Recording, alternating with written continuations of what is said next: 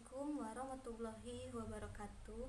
Baik, perkenalkan nama saya Sari Santri dari PGMI 8 dengan NIM 23051060244. Baik, di dalam video ini saya akan menjelaskan tentang perkembangan secara generatif pada tumbuhan.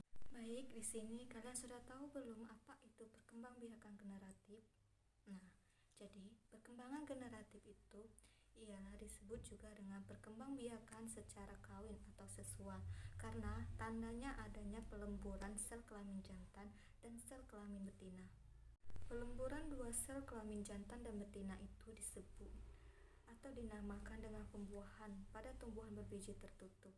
Pembuahan didahulukan oleh penyerbukan, yaitu menempelnya serbuk sari di kepala putik. Selanjutnya itu ada struktur bunga. Yang pertama itu kelopak atau sepal, yaitu melindungi bunga saat masih kuncup agar tidak rusak.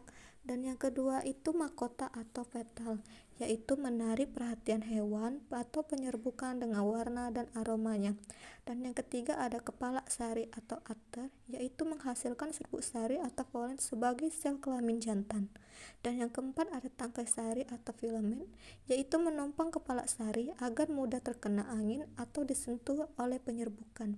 Dan yang kelima kepala putik atau sigma, yaitu tempat menempelnya serbuk sari saat terjadi penyerbukan. Dan yang keenam tangkai putik, yaitu style, yaitu saluran tempat serbuk sari bergerak menuju ovarium atau bakal bunga. Dan yang ketujuh bakal bunga atau ovarium, yaitu tempat berlangsungnya pembuahan dan pembentukan buah. Dan yang kedelapan itu bakal biji atau oval, yaitu tempatnya terbentuknya biji setelah terjadi pembuahan. Dan yang terakhir itu ada dasar bunga atau reptila, yaitu bagian yang menjadi tempat melekatnya seluruh bagian bunga. Biakan generatif pada tumbuhan diawali dengan penyerbukan atau polinasi. Penyerbukan atau polinasi yaitu proses jatuhnya serbuk sari ke kepala putik. Serbuk sari dapat jatuh ke kepala putik melalui beberapa perantara seperti hewan, air, angin, maupun dengan buatan manusia. Berdasarkan perantaranya, penyerbukan terdiri dari 3.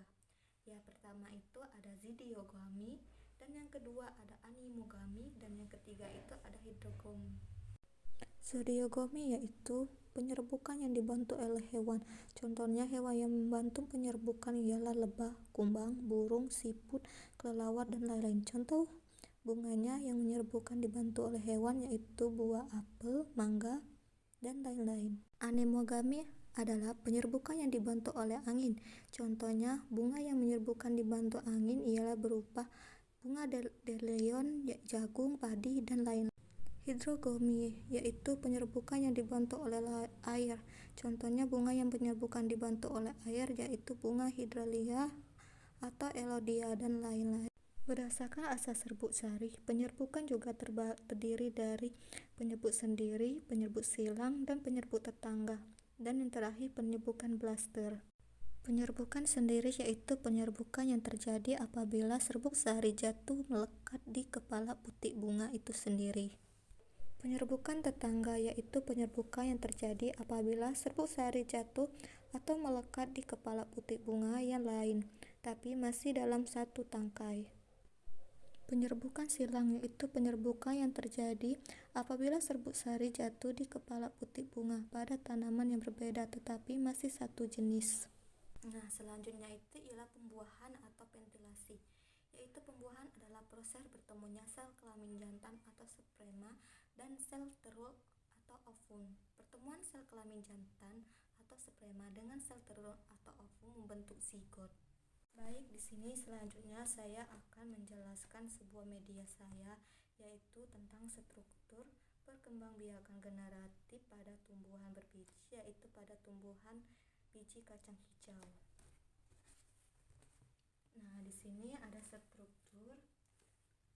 Nah, di struktur ini kita bisa melihat terjadinya proses biji lalu menjadi buah. Nah, di sini saya akan menjelaskan strukturnya. Yang pertama itu kita akan mulai menanam biji.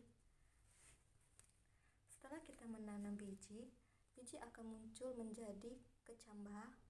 Setelah menjadi kecambah tadi menjadi pohon pohon baru. Nah, setelah menjadi pohon baru, terjadinya pembungahan.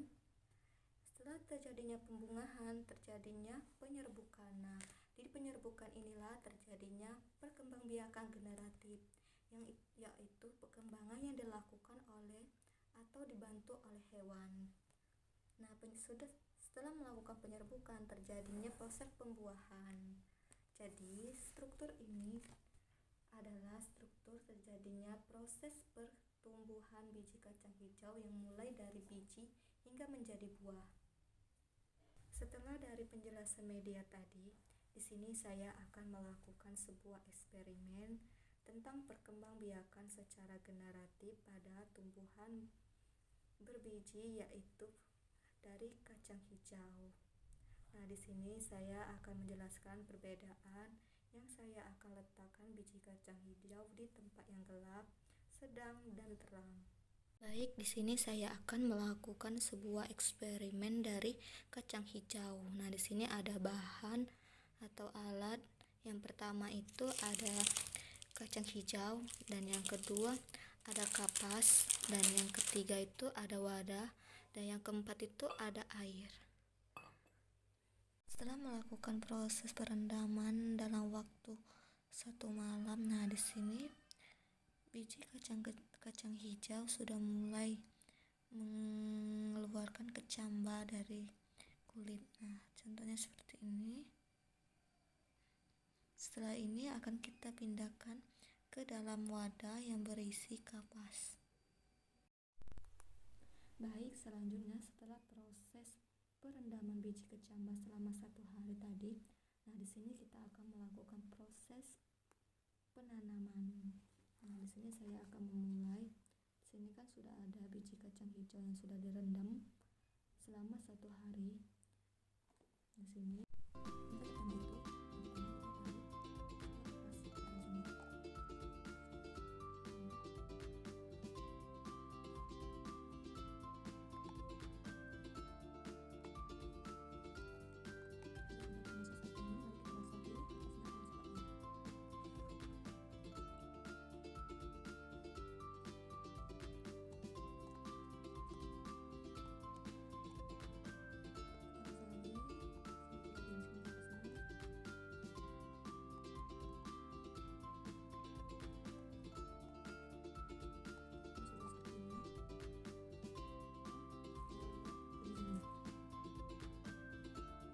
Setelah proses penyemaian tadi, langkah selanjutnya saya akan meletakkan di tempat yang gelap, remang atau redup, dan di tempat yang cahayanya terang. Di hari pertama, kondisi di 3 tempat gelap, redup, dan terang masih sama, yaitu biji kacang hijau mulai pecah, belum terlihat kecambah, hanya kulit biji yang retak sebagai tanda bahwa proses perkecambahan telah dimulai. Pada hari kedua, mulai muncul kecambah atau radikula atau akar lembaga. Di tempat yang gelap, biji mulai berkecambah, terlihat akar kecil yang keluar. Dan di tempat redup, biji mulai berkecambah juga, tetapi warnanya sedikit hijau karena mendapatkan sedikit cahaya. Sedangkan di tempat yang terang, biji berkecambah lebih cepat dan warnanya mulai berubah hijau karena terkena cahaya. Di hari ketiga, sudah mulai bertunas atau batang mulai tumbuh lebih panjang. Di tempat yang gelap, tunas sudah bertambah panjang tetapi warnanya pucat. Munculnya daun muda tapi masih kecil dan tidak hijau. Sedangkan di tempat redup, pertumbuhannya mirip tempat yang gelap tetapi daunnya sedikit lebih hijau. Sedangkan di tempat terang, tunas tumbuh dengan baik dan juga daunnya muda, lebih besar dan berwarna hijau karena cukup cahaya. Di hari keempat sudah mulai tumbuh batang makin jelas. Tempat gelap, tunas panjang tapi kurus dan warnanya pucat. Sedangkan di tempat redup, tunas sedikit panjang dan batangnya sedikit lebih gemuk dan agak kehijauan. Sedangkan di tempat terang, tunas tumbuh lebih sehat, batang gemuk dan daunnya sangat hijau. Di hari kelima sudah mulai muncul daun. Tempat gelap, tunas panjang tapi lemah dan pucat, dan juga daun baru muncul tapi kuning dan batangnya putih dan kecil. Sedangkan di tempat redup, daun mulai tumbuh dan warnanya agak hijau dan batangnya putih namun sedikit lebih kuat daripada yang di tempat gelap. Sedangkan di tempat terang, daun tumbuh warna hijau tua, batangnya juga memiliki kokoh, gemuk, dan tampak sehat.